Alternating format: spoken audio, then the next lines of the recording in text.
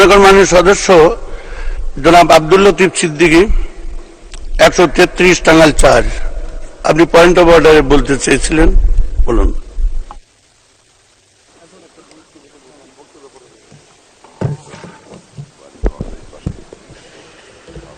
মাননীয় স্পিকার,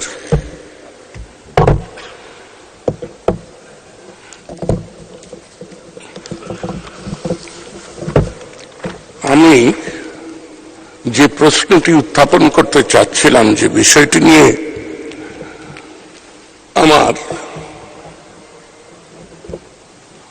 আমি কিভাবে বলবো, আমার উদ্বেগ প্রকাশ করতে চাচ্ছিলাম, সেটি একটু ফিকে হয়ে গেল আপনার সিদ্ধান্তের কারণে। যে প্রশ্নটি করতে আপনি মাননীয় বিরোধী দলের উপনেতাকে দিলেন, এই প্রশ্নটি পৃথিবীর মানব সভ্যতার ইতিহাসে ঘুরে ফিরে এসেছে এবং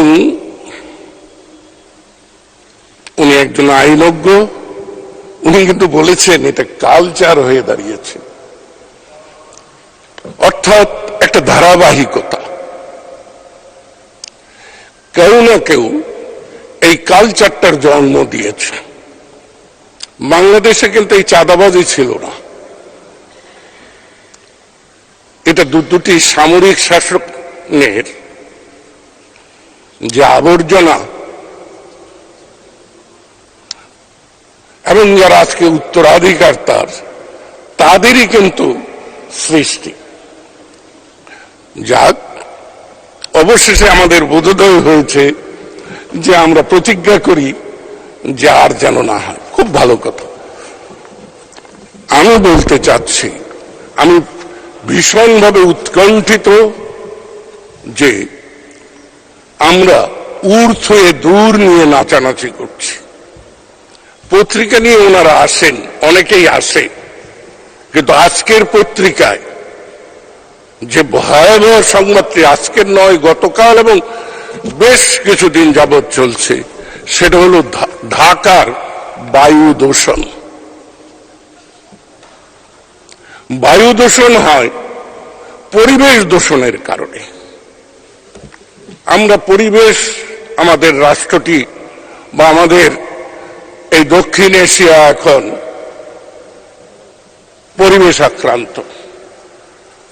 তো আজকে প্রথম আলো যে সংবাদটি করেছে, গতকাল করেছিল 100 শহরের মধ্যে ঢাকার বাতাস আজ সবচেয়ে বেশি অস্বাস্থ্যকর, আর আজকে করেছে ঢাকার বায়ু আজ দুর্যোগপূর্ণ, দূষণ থেকে বাঁচতে কি করবেন। সেখানে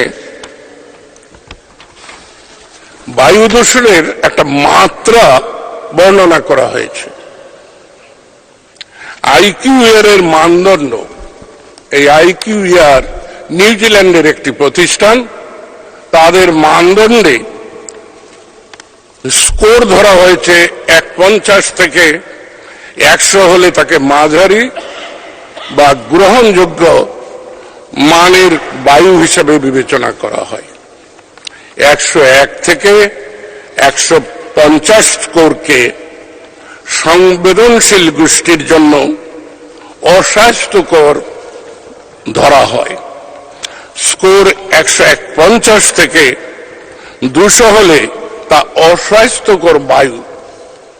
স্কোর 201 থেকে 300 হলে তাকে খুবই অস্বাস্থ্যকর বায়ু ধরা হয়। 301 থেকে তার উপরে স্কোর দুর্যোগপূর্ণ বা ঝুঁকিপূর্ণ ধরা হয়।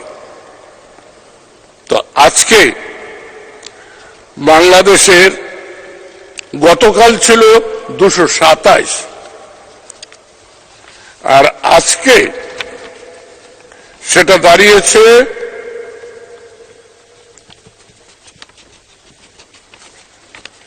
কোথায় গেল,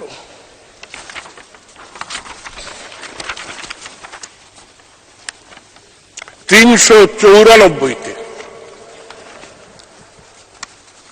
এবং আজকে ঢাকা হলো প্রথম, দিল্লি হলো দ্বিতীয়, মুম্বাই হলো তৃতীয়। এখানে যে কথাটি বলা হয়েছে আপনি লক্ষ্য করেছেন, আমি মুখে মাস্ক পরে এসেছিলাম। ওদের পরামর্শ হলো মাস্ক পরুন বেরোতে হলে, ঘরে থাকলে জানলা আটকে দিন।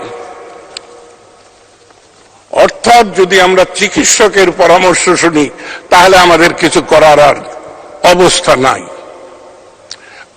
তারপরে বলা হয়েছে ঝুঁকিতে সংবেদনশীল গোষ্ঠী আছেন, তাদের মধ্যে আছেন বয়স্ক, শিশু, অন্তঃসত্ত্বা ও জটিল রোগের মানুষরা। অবশ্যই মাননীয় স্পিকার স্বীকার করবেন আমি একজন বয়স্ক ব্যক্তি, তাই আমার উদ্বিগ্ন হওয়ার যথেষ্ট কারণ আছে। আমি আপনার মাধ্যমে পরিবেশ মন্ত্রণালয়ের কাছে নিবেদন করব যে এই বিষয়টি নিয়ে আরো সতর্ক হতে হবে, আরো কার্যকর ভূমিকা পালনের জন্য পরিবেশ মন্ত্রণালয়কে এগিয়ে আসতে হবে। আমাদের এই পরিবেশ দূষণ বা বায়ু দূষণ হওয়ার কারণগুলো কি? কারণ হলো যানবাহন, কলকারখানার ধোঁয়া, নির্মাণ কাজের দূষণ, ইট ভাটার ধোঁয়া। এগুলি বন্ধ করতে আমি বলছি না, একে পরিবেশ সম্মত করলেই শুধু আমরা এই বায়ু দূষণের হাত থেকে রক্ষা পেতে পারি। মাননীয় স্পিকার, আপনাকে ধন্যবাদ। ধন্যবাদ মাননীয় সদস্য।